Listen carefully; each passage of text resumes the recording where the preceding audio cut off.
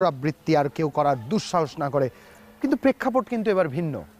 আমরা জানি প্রথম যখন হামলা হলো তারপরে পুলিশের কড়া প্রহরা ছিল, তারপর আরও প্রায় 5টে বাড়ি, কিছু ক্ষেত্রে 8টে বলে অনেকে বলেছেন, 8টে থেকে 5 থেকে 8টি বাড়িতে আবারও একবার অগ্নিসংযোগ হলো পুলিশের উপস্থিতিতে। ঠিক নিরাপত্তা ব্যবস্থার কোন দিকের ইঙ্গিত এটি? আপনি জেনে থাকবেন যে 2016 সাল থেকেই প্রায় 708টা হামলা হয়েছে পর্যায়ক্রমে, এবং 71টা মন্দিরে ভাঙচুর হয়েছে।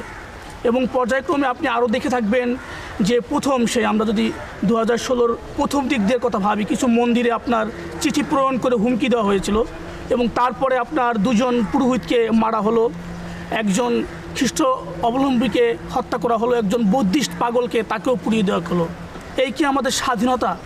সরকার দেখছেন, প্রশাসন দেখছেন। আমরা বলতে পারি 2016 সালের সার্বজনীন পুজো অনুষ্ঠান খুব সুষ্ঠুভাবে পালন হয়েছে, প্রশাসনিক এর দ্বিতীয় কোনো ঘাটতি নেই। কিন্তু কেন এই সমস্যাগুলো, এটাকে দেখার জন্য আমাদের অবশ্যই প্রশাসন, সরকার, জনগণ, ধর্ম, বর্ণ নির্বিশেষে সকলকে একটু ভাবতে হবে, চিন্তার বিষয়। এই যে সমস্যার কথা সবাই ইঙ্গিত